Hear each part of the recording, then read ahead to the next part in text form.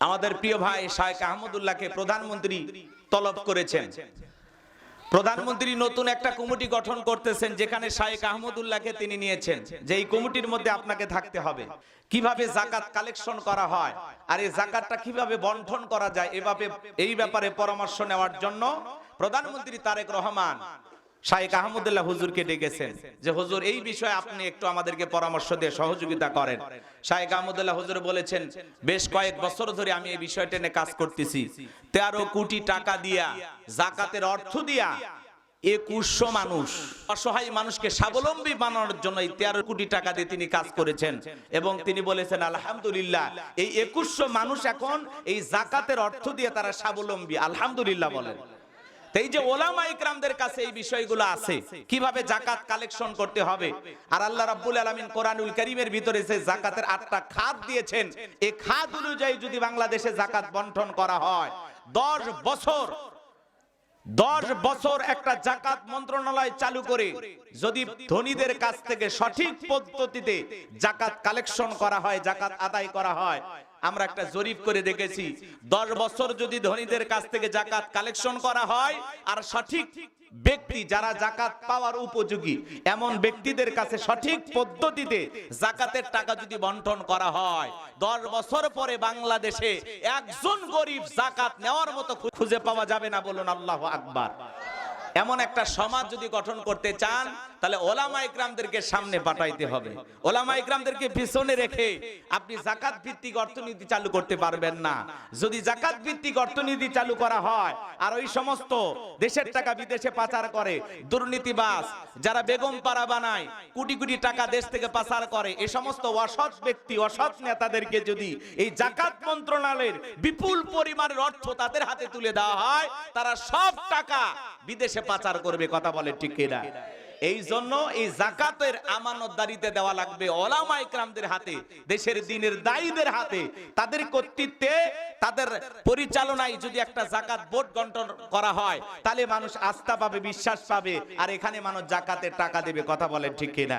তাহলে রাষ্ট্রীয়ভাবে যতদিন পর্যন্ত যাকাত কালেকশন না করা হবে, যাকাত মন্ত্রণালয় চালু না করা হবে, যতদিন পর্যন্ত এই দেশের সমস্ত ধনীদের তালিকা করে যাকাত কালেকশন না করা হবে আর সঠিক পদ্ধতিতে গরিবদের তালিকা করে যাকাত বন্টন না করা হবে, ততদিন পর্যন্ত যত নেতাই স্বপ্ন দেখা, কোন নেতার মাধ্যমে বাংলাদেশকে দারিদ্র মুক্ত করা সম্ভব হবে না। কথা বলেন ঠিক কিনা?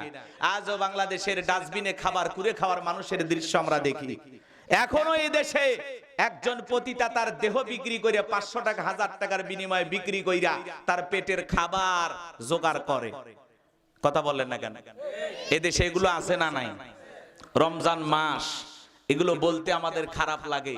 কত মানুষ দরিদ্র, অসহায়, গরিব, তাদেরকে দেখার মতো কেউ নাই। রাষ্ট্রীয়ভাবে এই দায়িত্বগুলো যতদিন পর্যন্ত গ্রহণ না করা হবে, এই জন্য ইসলামপন্থী, ইসলাম আলাদেরকে সামনে নেতৃত্ব দেওয়ার জন্য পাঠানো দরকার আছে না নাই? আসবে ইনশাআল্লাহ, সুদিন ফিরে আসবে। তাম পৃথিবীতে এক সময় ইসলাম আলারাই কর্তৃত্ব, রাজত্ব পাবে, তাম পৃথিবী মুসলমানেরা শাসন করবে। কথা বলে ঠিক কিনা? তাহলে যখন আলেম ওলামাদেরকে সংসদে পাঠাবেন, তখন সমাজ পরিবর্তন হবে। কথা বলে ঠিক কিনা? 2-4 জন আলেমের কথা শুনতেছেন না? কথা বলেন না কেন? 2-4 জন যে আলেম আছে সংসদে যাচ্ছে, দেখছেন? এমন আলেম পাইছেন আপনারা, এমন এমপি যে নিজে জমিতে যা সার ছিটাইতেছে, জমিতে সার ছিটাইতেছে, জমিতে কাজ করতেছে, উনি আবার সংসদের এমপি। আলহামদুলিল্লাহ করে। আমার গাইবান্ধাতে আছে, উনি আবার বীর মুক্তিযোদ্ধা। একজন এমপি যে নিজে এখনো কৃষি ক্ষেতে কাজ করে, প্রটোকল লাগে না, সিকিউরিটি লাগে না, নিরাপত্তা লাগে না, একা একা জমিতে গেছে সার দেওয়ার জন্য। পুলিশ এসে খুঁজতেছে এমপি সাহেব কই, মারহাবা কর। তাহলে কি এমপি পাইছি? মুফতি আমির হামজা ভাই, নাম শুনছেন না? উনি বলতেছে আমারে ঘুষ দিয়ে কেনার জন্য চলতেছে। কয় কত টাকা লাগবে হুজুর? কয় আমি কি সেই হুজুর, বিক্রি হওয়া যাবে? হ্যাঁ, 50 কোটি টাকা অফার করছে। তাহলে একটা এমপির হাতে এমনি কি আঙ্গুল ফুলে কলার গাছ হয়? হুজুররা 2-4 জন ক্ষমতায় গেছে, এমপি হইছে, এই জন্য আমরা বুঝতে পারতেছি যে আসলে টাকার খেলা আছে না নাই। কথা বলেন আছে না নাই? তো যাই হোক, সময় যেহেতু কম, ওলামা ইকরাম অনেক আসছে, বক্তার অভাব নাই, বক্তার বাড়ি তো বক্তার অভাব নাই। হ্যাঁ, তাহলে রমজান মাস পাওয়ার পরে যে ব্যক্তি নিজের গুনাহ মাফ করাইতে পারলো না, তার উপরে কার লানত? আল্লাহর লানত। সে হতভাগা, সে কপাল পোড়া, যে রমজান মাস পাইল কিন্তু নিজের গুনাহ মাফ করাইতে পারলো না। এই রমজান কি বারবার জীবনে আসবে? অনেকে এই রমাদানে গত বছরে জীবিত ছিল, হয়তোবা মাওলানা রুহুল আমিন যুক্তিবাদী হুজুরের বাড়িতে ইফতার আয়োজনে ইফতারিও করেছিল, হয়তোবা অনেকে কবরে চলে গেছে। আগামী বছর আসতে আসতে হয়তোবা আমাদের মধ্য থেকে অনেকে আমরা কবরে চলে যেতে পারি। কার কখন মৃত্যু আসবে আমরা কেউ জানি না। তবে রমজান মাসে মৃত্যু হয়, এটা পরম সৌভাগ্যের মৃত্যু। এই রমজান মাসে আল্লাহ তাআলা যেন আমাদেরকে কবুল করেন, সকলে বলুন আমিন। তো সম্মানিত উপস্থিত প্রিয় হাজিরিন, যে কথা আমি বলতে চাচ্ছিলাম, এটা মাগফিরাতের ভাগে আমরা আছি। আজকে কতই রমাদান বলেন? 19 রমাদান। যদি রোজা 30টা হয় আর 11 দিন, আর যদি 29টা হয় বাকি আছে মাত্র 10 দিন। আমার পূর্বে যিনি আলোচনা করেছেন তিনি ইতিকাফের গুরুত্ব নিয়ে চমৎকার কথা বলেছেন। শেষের দশকের ইবাদতের মূল মজা হলো ইতিকাফ। রাসূল আকরাম সাল্লাল্লাহু আলাইহি সাল্লাম তার জীবন দশায় কখনো ইতিকাফ তিনি ছাড়েননি, সুবহানাল্লাহ বলেন। আর আমরা নবীর এমন উম্মত, জীবন দশায় আমরা কখনো ইতিকাফ পালন করিনি। বিশ্বনবী মুহাম্মদ রাসূলুল্লাহ সাল্লাল্লাহু আলাইহি সাল্লাম জীবনের শেষ রমাদানে 20 দিন মসজিদে ইতিকাফ করেছিলেন, বলুন সুবহানাল্লাহ।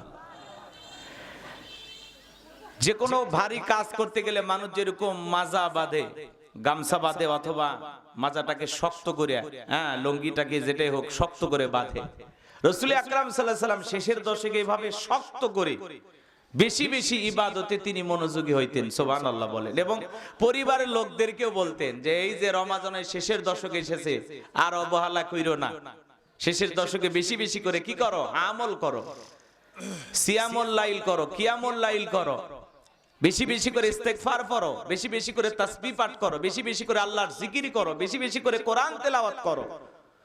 যে মাসে কোরআন নাজিল করেছে এমনও মুসলমান আছে ওই মাসে কোরআন কোনোদিন ছুঁয়েও দেখে নাই, আছে না নাই ভাই? আছে।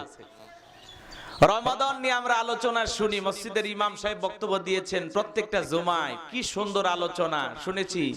কিন্তু আসলে আমলের ব্যাপারে দেখা যায় মুসলমানের সন্তান রমাদানের দিনের বেলায় বিড়ি খায়, সিগারেট খায়, দিনের বেলায় খাবার খায়, হোটেলে পর্দা টাঙায় ভিতরে খায়। কি বলেন, মুসলমানেরা খায় না মুসলমানেরা খায়? এরকম আছে না নাই? এই হলো আমাদের ঈমানের অবস্থা। একটা রোজা থাকার মতো শক্তি আমাদের নাই, তাহলে আমাদের কি কি দিয়ে লড়াই সংগ্রাম হবে? আজকে পুরো পৃথিবীতে তাকায় দেখেন মুসলমানদের দুর্দিন, মুসলমানেরা বড় বিপদে। তাম পৃথিবীর জালেম আর বেঈমানরা ঐক্যবদ্ধ হয়েছে পৃথিবীর জমিন থেকে ইসলাম আর মুসলমানকে মুছে ফেলে দেবে। কিন্তু ওরা তো জানে না ইসলামের সুইচ আছে কার হাতে। আর একটু জোরে বলেন, কার হাতে? আমার আল্লাহ রাব্বুল আলামিন বলেন, ইউরিদুনা লিতুফিউ নূরাল্লাহি বিআফওয়াহিহিম আল্লাহু মুতিম্মু নূরিহি ওয়ালাউ কারিহাল কাফিরুন। সূরা সফ আয়াত নাম্বার 8 আমার আল্লাহ রাব্বুল আলামিন জানিয়ে দিলেন কাফেররা চায় মুখের ফুৎকারে দিনের আলোকে, ইসলামের আলোকে, কোরআনের আলোকে নিভায়ে দিতে।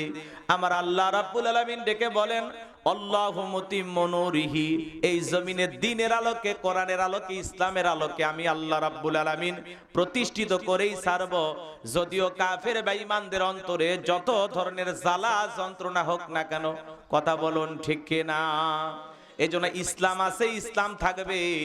ইসলামকে নিভিয়ে দিতে আসবে যারা, ইসলামকে বিদায় করতে আসবে যারা, পৃথিবীর জমিন থেকে মুসলমানদেরকে বিদায় করতে আসবে যারা, যুগে যুগে নমরুদ ফিরাউনের যেমন বিদায় হয়েছে, যারা মুসলমানদেরকে হত্যা করার ষড়যন্ত্র করুক না কেন, পৃথিবীর জমিন থেকে নমরুদ ফিরাউনের মতো আল্লাহ তাআলা ওই জালেম, ওই বেঈমানদেরকে একদিন বিদায় করবেন। কথা বলেন ঠিক কিনা? এই পৃথিবীতে কারো ক্ষমতা চিরস্থায়ী নয়। যুগে যুগে অনেক বড় বড় জালেমদের আগমন ঘটেছে।